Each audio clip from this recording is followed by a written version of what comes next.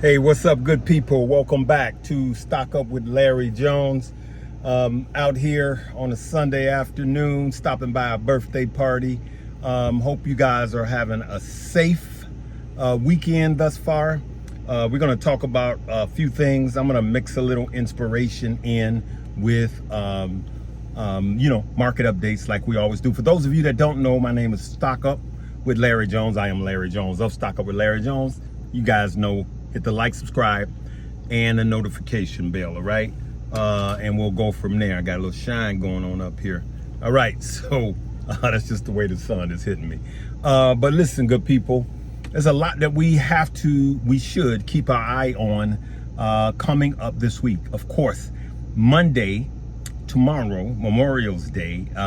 It is, I think it's Memorial's Day. I get those two mixed up.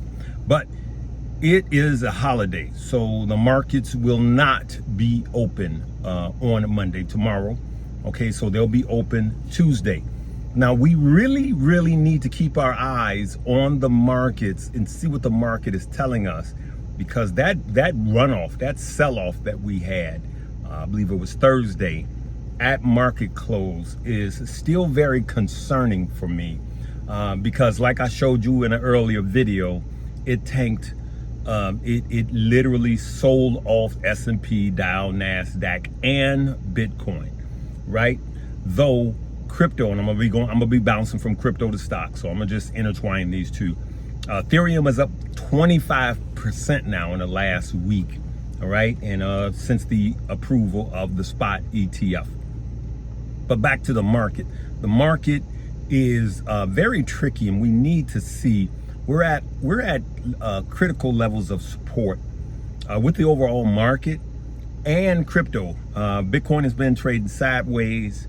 The Ethereum ETF got approved, and we need to see what Bitcoin is going to do. Is Bitcoin losing its dominance? And if so, you know what happens. For those of you that know how crypto works, then it is alt season. I think alt season has started.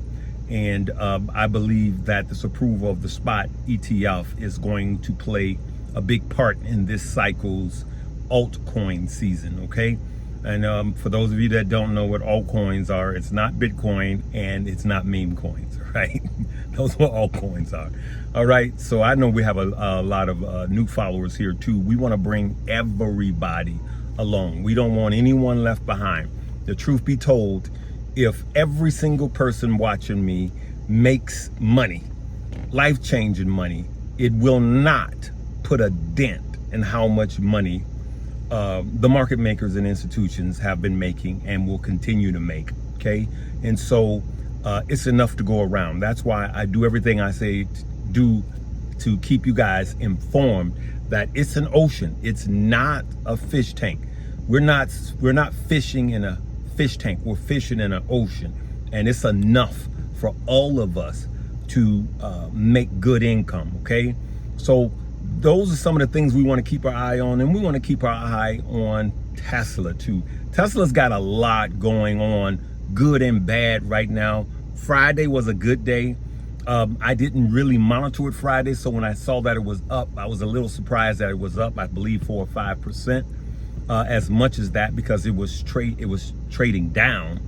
That's a whole nother video. What's left? We got to think about, what does Elon have left? Okay, what's already priced in. The cars are priced in. Autonomous driving, not yet. Robotics, not yet. But people are only going to hold their money so long in the stock because people are impatient right now. And so we got to keep our eyes on that. But the overall stock market is still bullish. Some analysts are calling here soon for about a 10% pullback in the market and then close the year end out high. But we do know that it is an election season. And I don't care what happens, I still don't believe the market will go down significantly. It won't. That just won't. Not in an election year. It's just not going to happen. It just doesn't happen, right? And that goes to show you that politics has a lot to do with it. Now, the last video I posted, and it had a politician talking about what he was going to do to central bank digital currency and what he was going to do for Bitcoin. And some people thought I was being political. No, listen, like I said, and I'm going to stick to this. I only talk about politics as it pertains to our money. And so the story, I stand by posting my last video because you got to know these things. Because if the other candidate goes pro also too, that's going to affect over 50 million people that are in crypto and Bitcoin, okay? So that's the only reason I brought it up. And of course, just like we thought, anytime I talk about crypto, there's going to be, comments. And anytime I talk about politicians, okay? But clearly you see by now that the politicians are having a big weight on the stock market right now. And so everything turns political. So we're going to have to talk about politics a little bit. I'm not, I'm an independent. Like, again, I'm not pushing anybody. I just tell the truth either way it goes. Okay. So just like, these are facts. I was talking to someone today, that lives in a big city. And he said, hey, I watched your video, doubted what you were saying at first, but then I looked and I found it to be true that politicians, a certain color politicians, you got the blue and you got the red. Well, in most of these blue states, blue cities, the politicians that runs them, he named it. It's more expensive to live. Taxes are higher. A gallon of gas is higher per therm to heat and cool your house. Higher, right? And then the further away you get from the inner cities, the cheaper things get. So, I'm not in any of these. I don't have a dog in the fight. I don't, I'm not rah. To me, it's like choose your poison. But it's time for us to wake up, good people, and just look the truth in the eye. And I want you guys to be informed, okay? That's what I want you to do. You know what? My brother's walking by. Hey, Rodney, step in the car right quick. I want you to give a minute of inspiration. All right, so I'm here with my brother Rodney. Hey, we winging this thing, okay? And so that's what we're gonna do. Get in here. Y'all hear them cicadas? All right. So Rodney, I was just wrapping up stocks and crypto, and I went by to visit.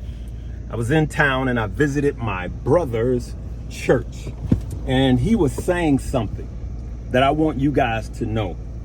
And this is, I am in inspiration now. I'm in my inspirational moment now. For those of you that don't know, I do an inspirational message every Sunday.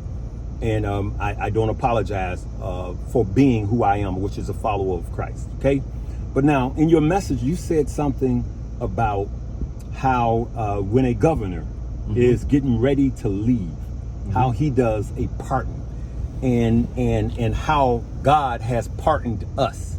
And the truth be told, we're pardoned every day, right? And we just want to, without going to church, because we don't have the keyboard, because it ain't church until they shout. Keyboard kid. Yeah. Right? So tell people, what was the point of being pardoned? What was the significance of that? Well, thank you. The significance is that man of himself cannot be justified. The word justified means to be declared right in the eyes of God, and to be pardoned of the punishment, and to be acquitted. And so the love of God knew that man was not able to acquit himself. And so God justified us. We were still guilty, but he doesn't hold it against us. And so his son, Jesus, was persecuted for my sins. Then I talked about how when we go through persecution and such things that squeezes us, we go through this for the purpose of making us better. Right. So we're being tried to make us better. So he's not punishing, he's not whipping us. Right. What he's doing is he's allowing persecution, trials, and tribulations to squeeze us into the shape that we ought to be. And so we're going to come out on the good side. Yes, there's an old song said, we will come out as pure gold. Pure gold. Remember that? Yes, sir. So I want to encourage someone that's going through right now that just because you're going through, you're in the fog. Remember last week's message. You're in the fog, but while you're in the fog, you're also talking about rejoicing while you're being going through. Persecuted. Yeah. So I want you guys to be happy, even though things are not going your way. rejoice through your persecution. Touch on that. Yeah. So we rejoice knowing the purpose that we're going through is not to kill us. It's designed to make us better, and it's designed to make us more humble, right? And to have patience. The word patience means endurance, because when you go through and it produced that endurance, it also makes it where I can go to the next level. There you go. Because you don't know what you can do. You don't know what you're capable of, your strength or nothing, until you go through something. That tells you and shows you what you're capable of doing. So you got to be tested. You got to be tested. And lastly, don't focus on the going through.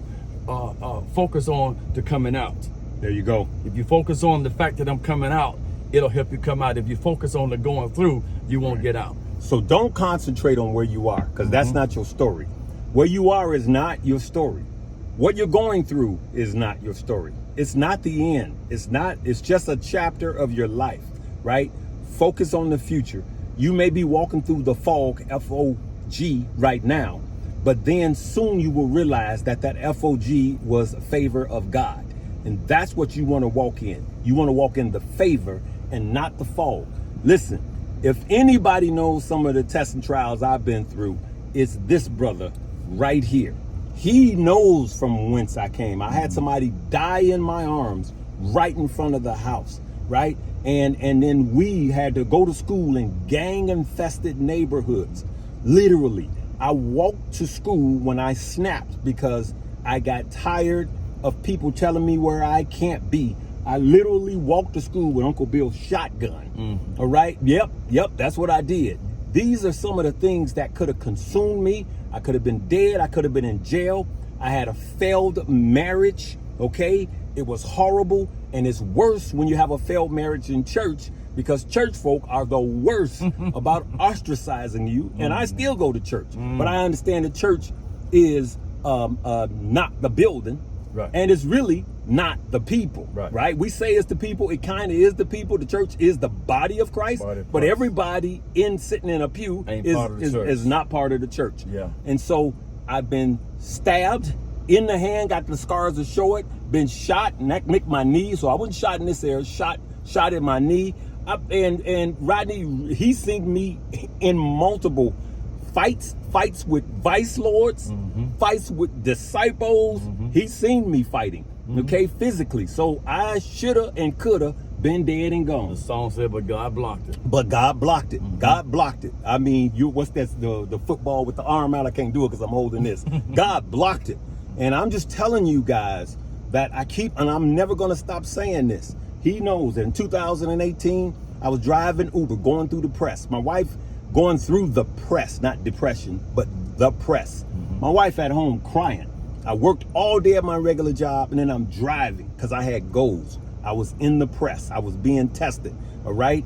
Come from the west side of Chicago. Me and him went to the same school, okay? Rough, all right? Barely made it, thinking everybody was smarter than me. And why do I have to go through these tests and trials? I'm talking to somebody that's in the press right now, going through your tests and trials. But what I'm going to tell you, if you focus on the future, he knows, I have always went through the future. You got two people walking side by side. One, that's all he sees is fault. The other one, all he sees is favor of God. Yeah. He's on the hustle, right? And my brother knows I have never just had a job. I've always had a hustle, because I knew that God had something for me, and I was going to die looking for my why. And so while you're going through the press, I want to be a witness that you look just like favor. You man, you woman, you older, you younger, you look just like favor. God takes the oddest people. I want you to get me something real quick, because we're going into 14 minutes. I want you to just think about in the Bible, one of the oddest people that God or Jesus used. All right, even the disciples, fishermen. These were not experts. They were not evangelists. They were not nothing. He found a fisherman. Yes. One of the things he never did, Jesus never found anyone that was doing nothing. That's right. They were always doing something. Yeah. You got one, just like Moses. Yeah. Talk about Moses. Yeah. What did Moses do? But a lot of people don't know Moses was a murderer. Yeah, he murdered a man. He ran for his life. He was gone for 40 years, Yeah. but God preserved him and kept him on the backside of the mountain because Moses had to come back and deliver the people of God. Yes. Yes. So that very person who, and I'm talking to somebody out there, you are probably a Moses. Study the story about Moses, how Moses thought he was gone, and Moses operates in 40. Yep. He was 40 years old when he ran. He was gone for 40 years, Yep. and then he was 80 years old when he came back to get the children of Israel, Yep. and he lived another 40 years. Right. So God said his time wasn't up, and neither is your time. And he was a stutterer, couldn't talk straight. Yes, sir. He murdered a man. Everything that you could think of that was against him, like he's done. Cancel, like the cancel culture. He was canceled, good people. Yeah. But look at what happened.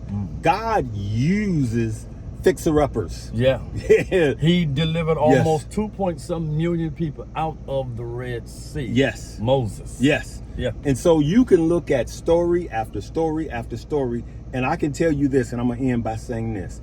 Good people, millionaires, most millionaires, a lot of millionaires, not most, I'm going to say a lot of millionaires are classically trained, Rodney. They have degrees from the best universities, CEO of companies. But watch this. Billionaires are mostly high school dropouts. I mean, college dropouts. Just think about that.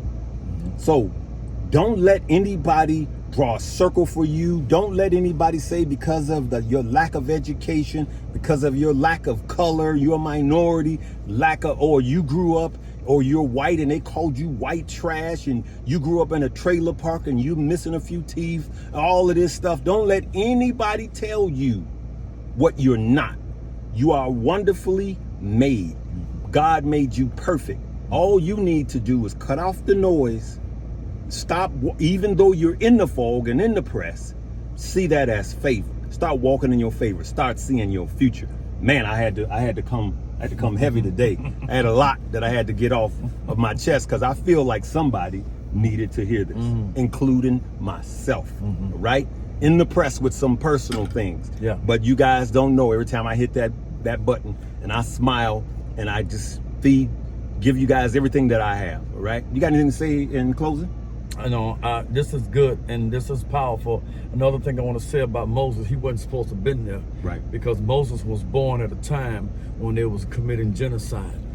Moses was supposed to be killed as a child and thrown in the river. Yes. But his mom and dad kept him and hid him. Yeah. And it's very interesting. He grew up in the house of the man who said, kill them all. The very man that said kill them all is where he grew up at. He grew up because his daughter was the one that found Moses in the water. This is so good, y'all. This one gonna be a little longer. Yeah. Now this is interesting because the king said, throw all of the male children in the Red Sea. Right. The Nile River, and his mother didn't and kept him for 3 months. And then she put him in the bulrush, put him in the Nile River, and the king's daughter was taking the bath, saw him. So he was adopted. He was adopted by the king's daughter.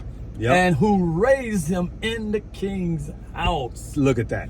Let me tell you something. There's so many messages in that. I'm telling you, you belong at the king's table. Yes, sir. You belong as the king's table. You who served time in jail. You, young lady that had 5 kids out of wedlock. You that people wrote off. You belong at the king's table. That's what I love about God. He's the great equalizer. Look at me. God is the great equalizer. Man, I started to go off into another story, man. But boy, listen, I got to tell y'all this. While we on it, it's going to be long. Rodney and I know, I've told this story about Washington, okay? There was a gentleman that's like our uncle, and he was on his way to work, and he saw, and he's African American, he saw a white gentleman, car broke down on the Dan Ryan, right? You remember that story? I want you to tell the story. Which one? When he took the man's car, he took him to work downtown Chicago. Yes. Right. But then, I'm gonna let him finish, but then he went to get a home loan. He went to purchase his first home. Yes. Right? And his credit wasn't all together, and he went and sign the paperwork, and they said, well, we're going to have to submit it to the guy that okays these loans. Tell the rest of the story. And the guy who okayed the loan remembered his name because when Uncle Curly helped him, he said, you remember me? I'm the only Curly Washington in the Yellow Pages. Yes. And when that guy saw his name pop up, he said, wait a minute, this is the guy that helped me when I was in trouble. So he helped somebody that was in trouble. And now he goes, as big as Chicago is, millions and millions of people, he goes to get a loan, and the very guy he helped was the loan officer. He said, done. Boom, signed. But you didn't look at it. I don't need to look at it. I trust this man. I trust this man. You guys, I'm telling you, treat people right. Period. It's just that simple. Don't get into classism and all of this. I had somebody that pulled up to me today, had the same car, and he had the same car, right? I was at the washing the car. I pulled, I said, nice car. And he was just kind of uppity, you know, one of these uppity brothers. He was just like, yeah, man, you know what I'm saying? You know, one of these days with a lot of hard work, you can do it too. You can do it too. And he didn't understand. He didn't know on the frying machine exactly. from McDonald's. Right. You can move up from fries to McDonald's. So the story of this is, and then he saw me get in my whip, but I didn't say anything. I started to say, I got two of those, you know. Right. But I learned, I have learned, and I'm learning. That doesn't go anywhere. And he was just, I hate classism. I hate when people think they're better than you. All right? Nobody is better than you. Don't elevate people above you, but more importantly, don't look down on people. Don't look down on people. He'll tell you, Rodney, when I go to restaurants, my waitresses fight over me because do they not? That's right. Any restaurant in my town, because I treat them right. Yeah, most of those guys do. Your daddy and your mama. Hey, Larry. See, this is what I got to deal with. I'm in the vein, and he just takes me. My brothers just take me dead out, man. And there again, family will keep you humble and grounded. All right. You know what? We're gonna leave it on a laugh, good people. But listen, it's just easy. Be kind, rewind, do it again. I love you guys. We'll see you probably Tuesday. Yo, mama.